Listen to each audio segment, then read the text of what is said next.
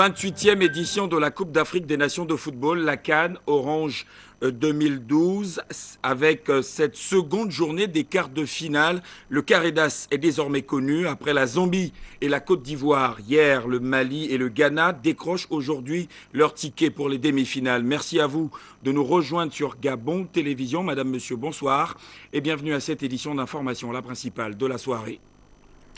Grosse déception et peut-être une grande tristesse, surtout une grande tristesse pour le public ce soir au stade de l'Amitié sino-gabonaise. Après 120 minutes de jeu, les Panthères du Gabon se sont inclinés devant les Aigles du Mali au tir au but. Il n'y aura pas donc un nouveau palmarès pour notre équipe nationale, arrivée en quart de finale en 1996 face à la Tunisie. Ce soir, le 11 national n'a malheureusement pas pu décrocher son ticket pour les demi-finales.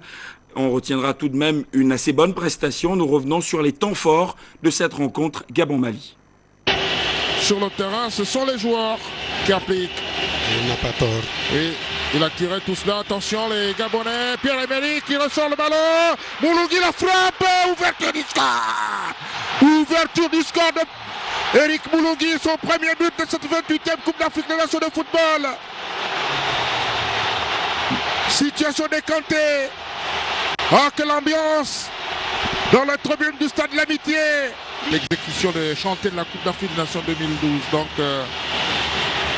attention, on va sur ce ballon. Remise. Le Mali à la frappe. But. Égalisation des Aigles du Mali. Diabaté. Diabaté qui vient égaliser. Diakité dans les goals. Diogo Pokor qui prend ses responsabilités. Je n'ai pas envie d'être à côté, à la place du Bordelais. Il va partir. Il essaie de déconcentrer le gardien. Il part, il frappe et il marque. Ouais. Il va partir, il frappe et il marque. Quart de finale. Molongué qui part et il marque. Aubameyang, pas de précipitation.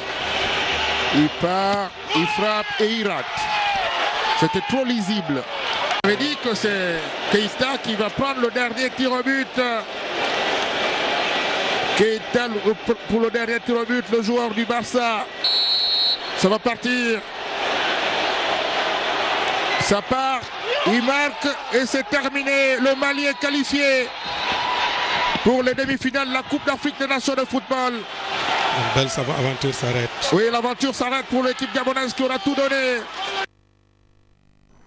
Voilà, beaucoup d'émotions au cours de cette rencontre Gabon-Mali. Et je vous le disais en titre, après la Zambie et la Côte d'Ivoire hier, le Mali et le Ghana décrochent leur ticket pour les demi-finales. La Coupe d'Afrique des Nations de football se poursuit. Fin de parcours pour les Panthères.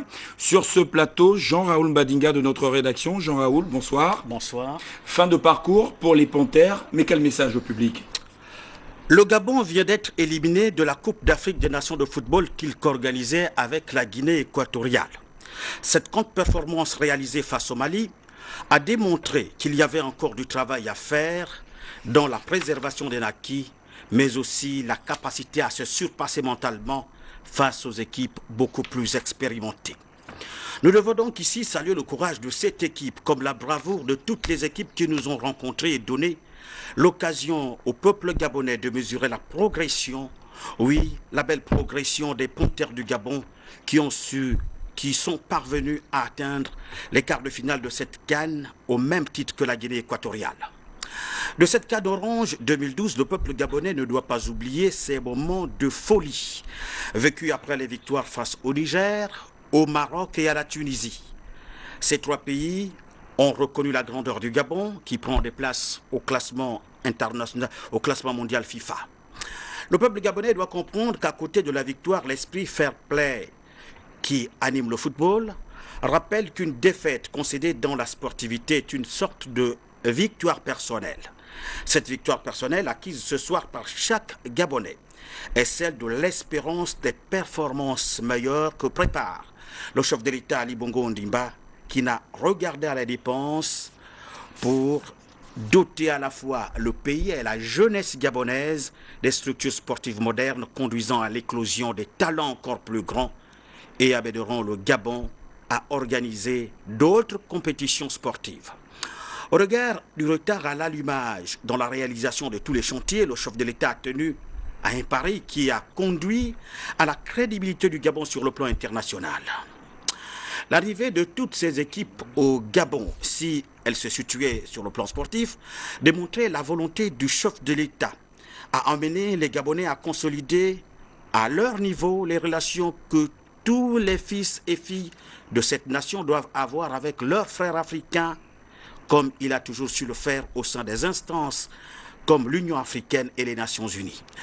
Voilà pourquoi ce soir, au-delà des regrets, l'émergence d'un esprit de fraternité s'impose pour reconnaître que le Mali comme le Gabon ont su nous faire plaisir et que ce plaisir doit continuer à animer la vie des deux peuples condamnés à vivre ensemble parce qu'appartenant à la même communauté de destin. Les castes ne doivent pas animer nos esprits. Nous devons bien, au contraire, nous asseoir et tirer les enseignements de cet acte manqué, les rendre féconds pour les compétitions à venir.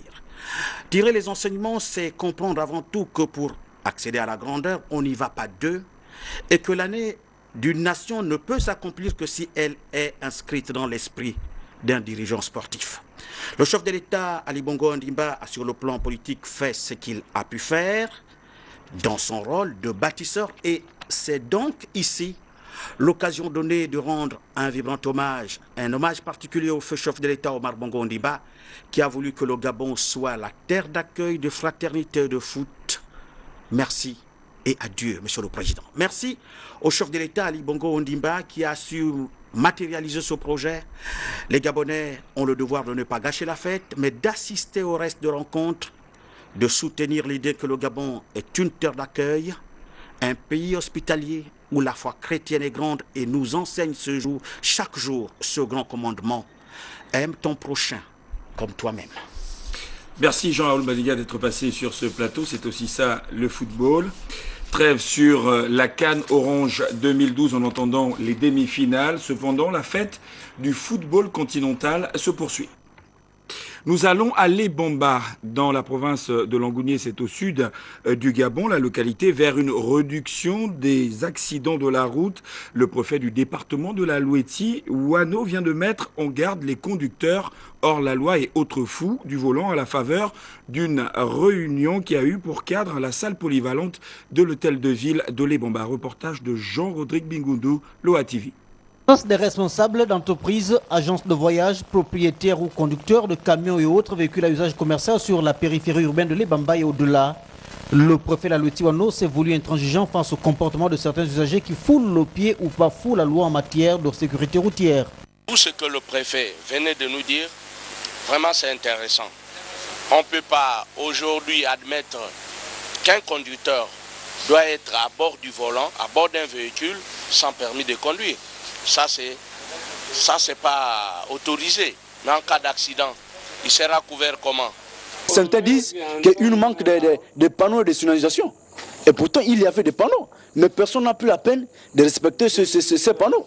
Deuxième rencontre du genre en l'espace de 2 semaines. La présente réunion a abouti à l'adoption de certaines mesures visant au respect strict et sans équivoque du code de la route.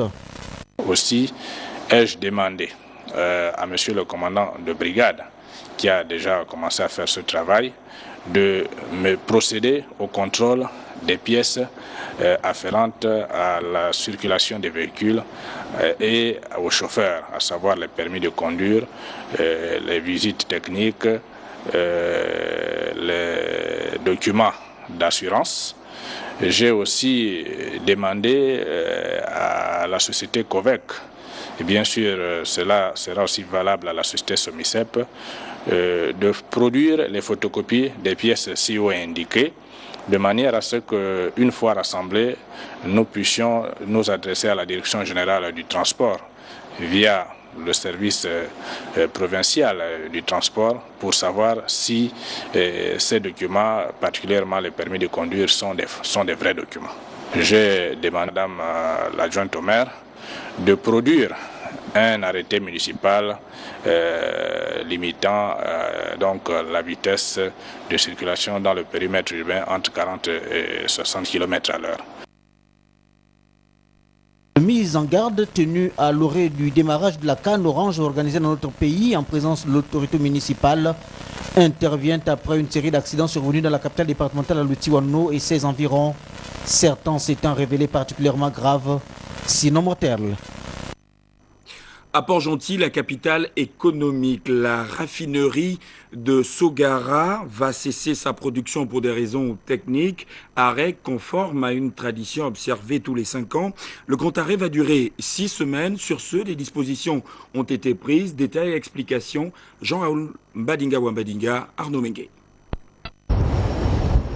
Créée par les 5 États de l'EDA en 1965, la raffinerie de la Sogara rentre à présent en phase de goulotage où le grand arrêt intervenant tous les 5 ans afin de régler les problèmes mécaniques pour plus de dynamisme et de compétences à donner à la raffinerie. La Sogara est quand même une unité de production qui a plus de 44 ans.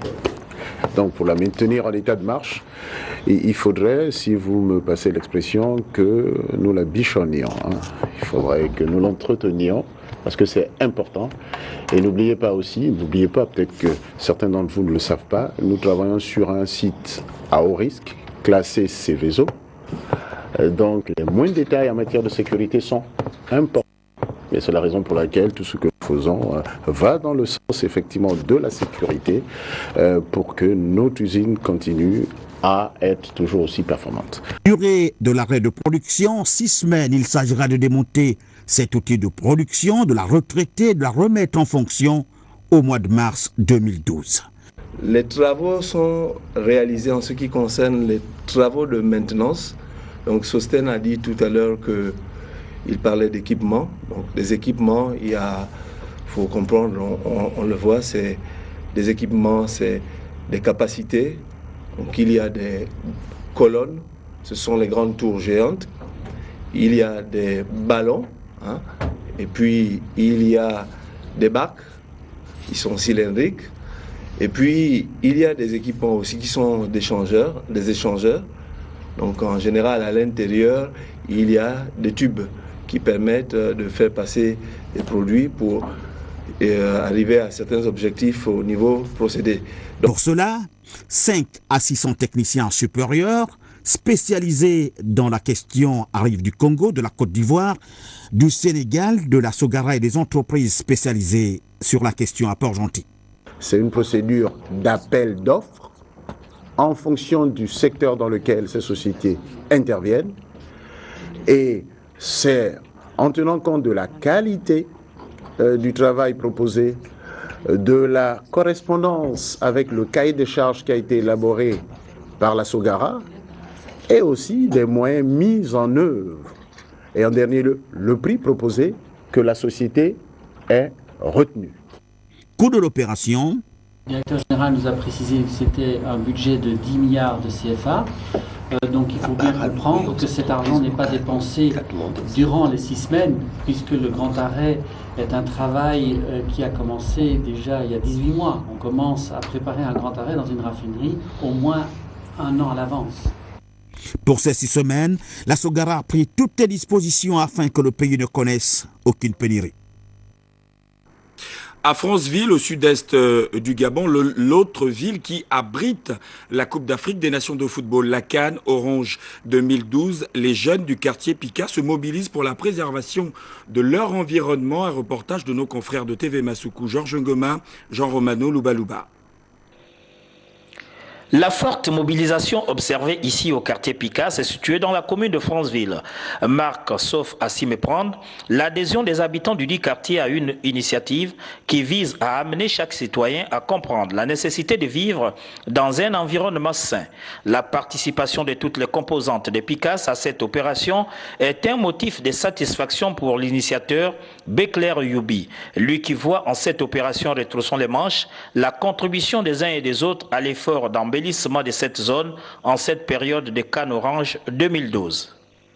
La volonté de tout un chacun à brimer, la volonté de tout un chacun, tous, que nous sommes ici, chacun a décidé de faire quelque chose pour son quartier. Caniveau, ruelle, nettoyage des lits de rivière, rien n'a été laissé au hasard par les populations de Picas.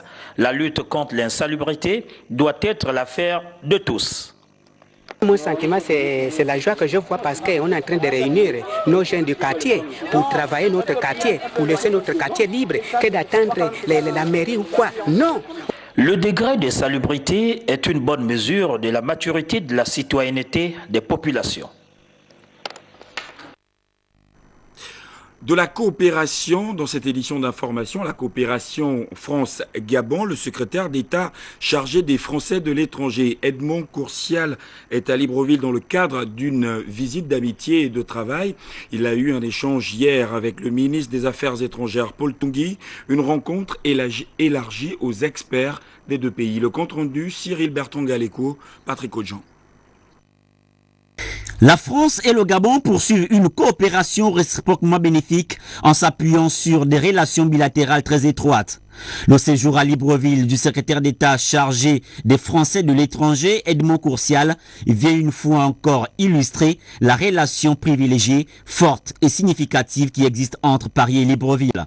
Au département des Affaires étrangères, le ministre Paul Tungui et son hôte ont échangé sur 3 questions majeures.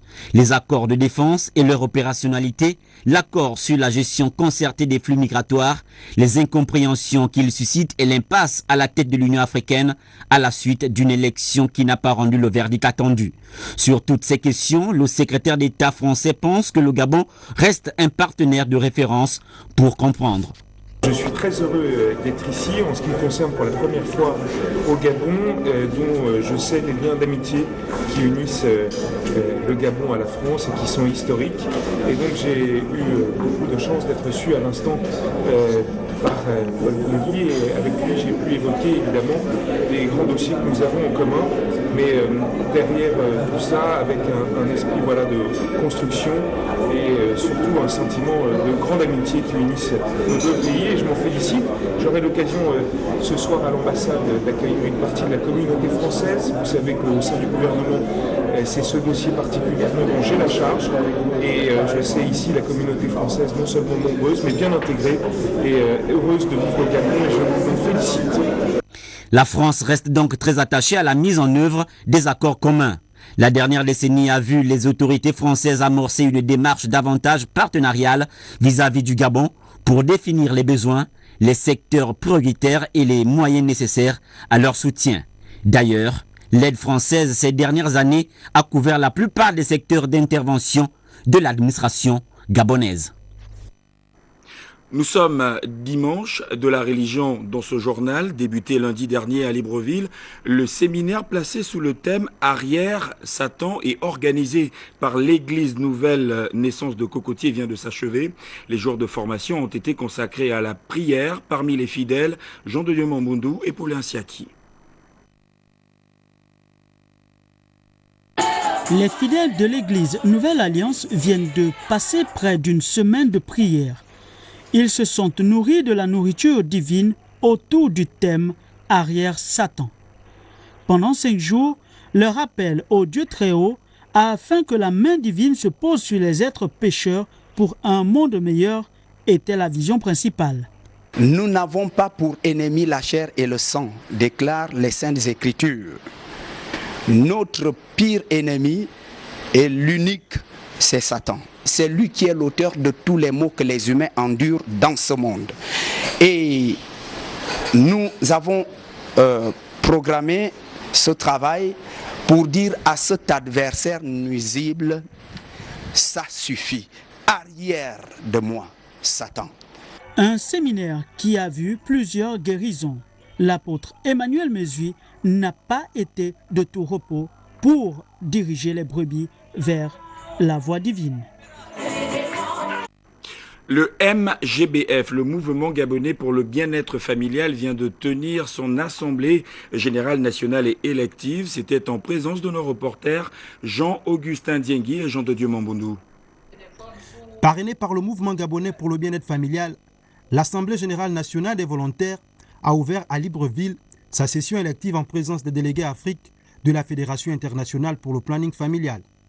Il me plaît de vous rappeler que l'Assemblée générale nationale est la plus haute instance de gouvernance au sein de notre AM. Le Bureau national, élu en 2009, est aujourd'hui en fin de mandat et voici donc le bateau qui l'a conduit arrive à bon port. Sur ce, je déclare ouverts les travaux de l'Assemblée.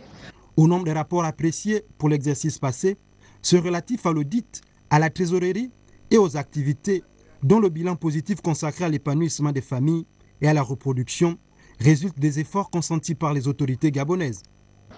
Nous pensons que le MGBF va continuer à être le leader dans la promotion des soins de santé, des droits de reproduction et des droits sexuels au niveau du Gabon. Nous savons que les efforts du gouvernement gabonais tendent toujours à soutenir les associations nationales, surtout qui visent à la santé de la population, à la santé reproductive de la population.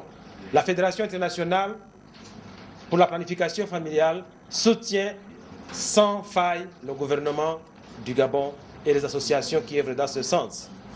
L'ultime phase de ces assises a été l'élection du nouveau bureau de l'Assemblée générale nationale des volontaires, un bureau qui sera désormais dirigé par Wilfried Errico Mvou Osialas. Les principaux défis de notre mandat seront d'abord l'accréditation, parce que notre association n'est pas accréditée au niveau de la Fédération internationale du planning familial, qui est notre principal bailleur. Donc sans cette accréditation, nos subventions vont diminuer. Donc nous sommes obligés de respecter les normes pour pouvoir bénéficier davantage de subventions. Après l'accréditation, nous voulons, comme deuxième étape, nous battre pour avoir une reconnaissance d'utilité publique par l'État gabonais. On parle également d'assemblée générale élective des associations des parents d'élèves de la circonscription scolaire sud de Libreville. Le nouveau président a pris aussitôt ses fonctions en présence de l'inspecteur de la dite circonscription scolaire, Pelagio Bouyovono, Félix Moudi-Bangoui. Élu au terme d'une élection qui a mis en course 5 candidats, Jean Mathurin Yabangoy a la lourde mission de présider les destinées des associations des parents d'élèves de la circonscription scolaire sud de Libreville. Le nouveau président a pris ses fonctions par la suite sur la supervision de l'inspecteur de cette circonscription scolaire.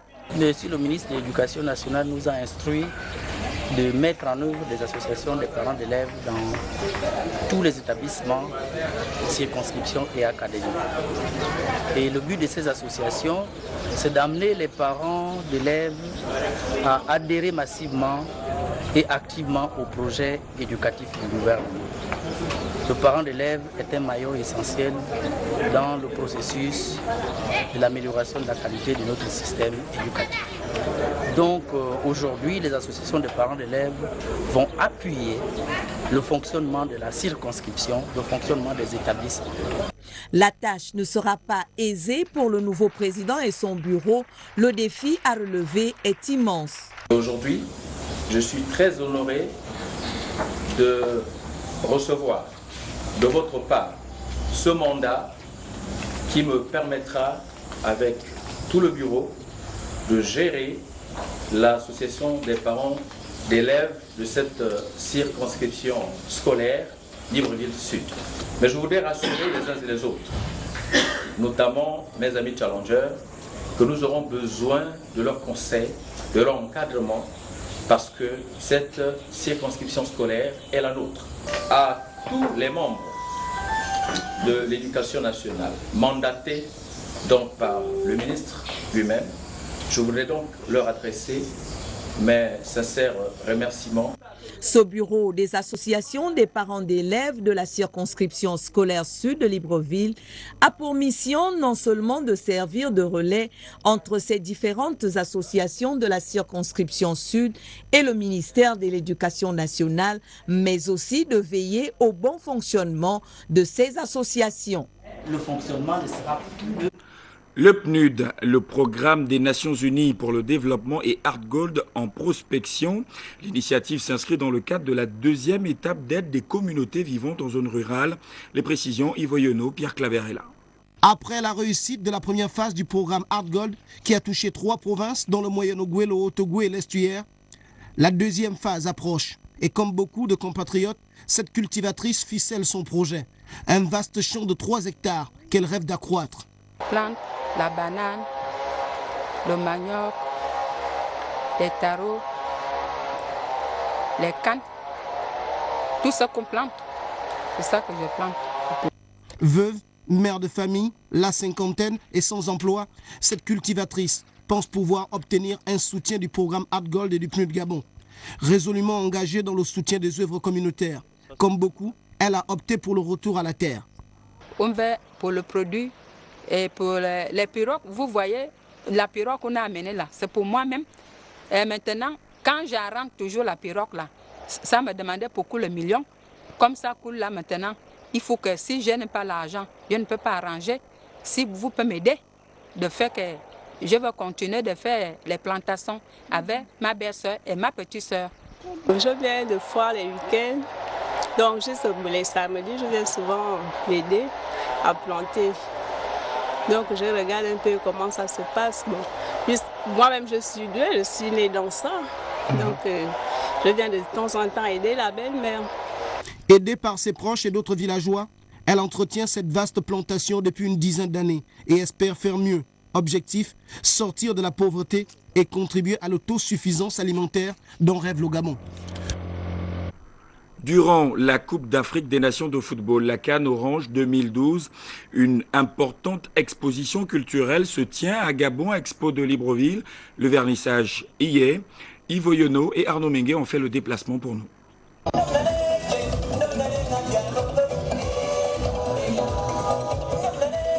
Des œuvres artistiques d'inspiration moderne et traditionnelle exposées au Musée national et à Gabon Expo pour le plaisir et la joie des férus de l'événement CAN 2012. L'œuvre est du ministère en charge des questions artistiques et culturelles en République gabonaise. Une exposition sur un aspect du patrimoine ethnographique intitulé Rencontre.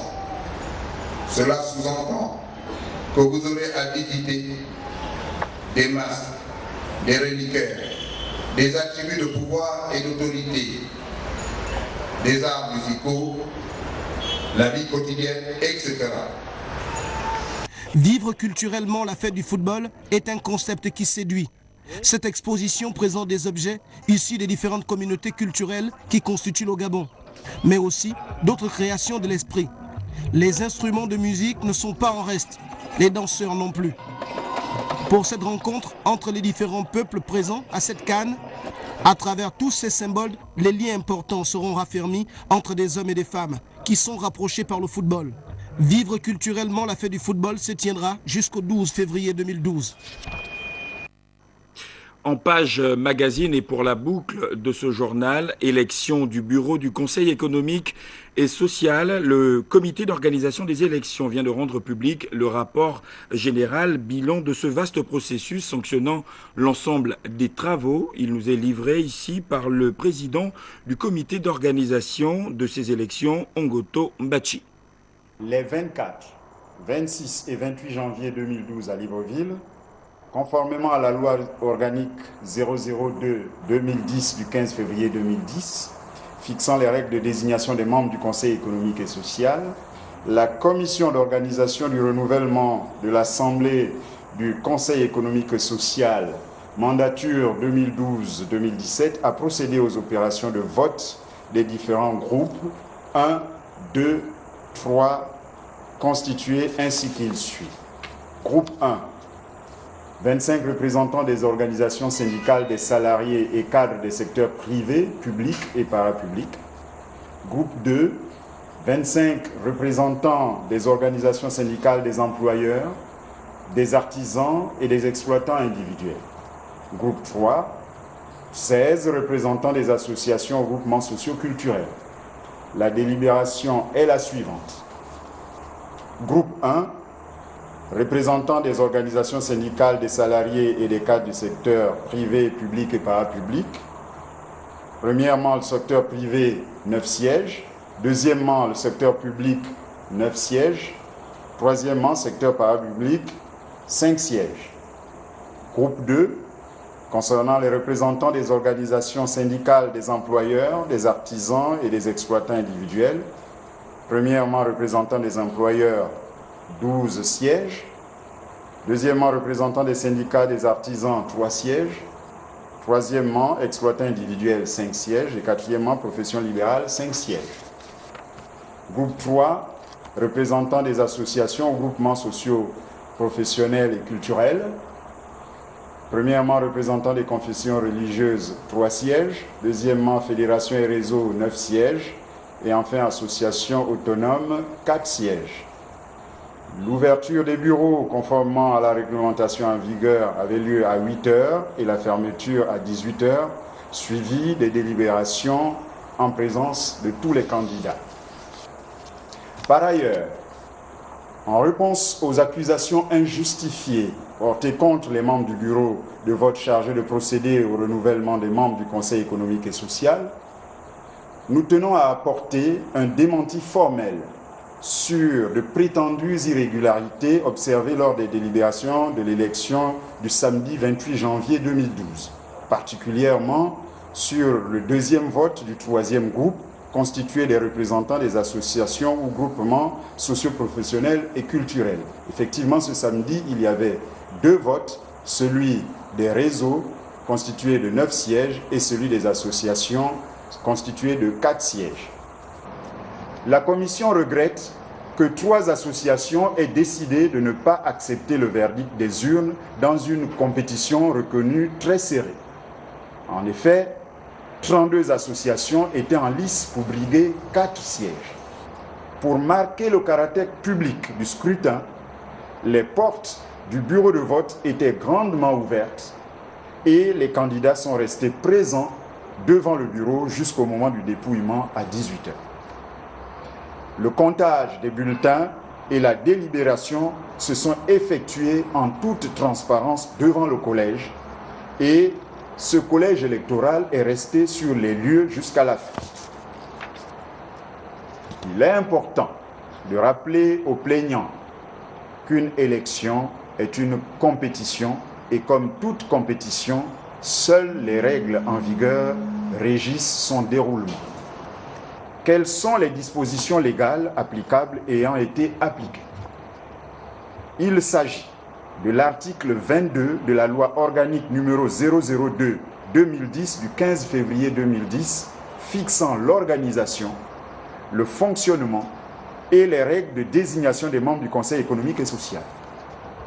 Ensuite, les articles 3, 4, 5 et 8 de l'arrêté numéro 101 PM fixant les règles d'élection des membres. Et enfin, les articles 2 et 3 de l'arrêté 102 PM portant nomination des membres du bureau de vote chargé de procéder aux élections des représentants des syndicats, associations et groupements sociaux professionnels au Conseil économique et social. Nous précisons que nous ne gérons pas les alliances tissées entre les différents compétiteurs qui se promettent la main sur le cœur des soutiens. Le CES est une institution républicaine à respecter et prétendre y accéder implique au moins la connaissance des textes qui régissent l'accès. Point final à cette édition d'information. Merci de l'avoir suivi. La Coupe d'Afrique des Nations de football, la CAN Orange 2012, cap sur les demi-finales. Fin de parcours pour les Panthères. Après la Zambie et la Côte d'Ivoire, hier, le Mali et le Ghana décrochent ce soir leur ticket pour les demi-finales. Toute l'équipe d'antenne conduite par Christian Olélé se joint à moi pour vous dire merci à vous de rester fidèles à Gabon Télévision.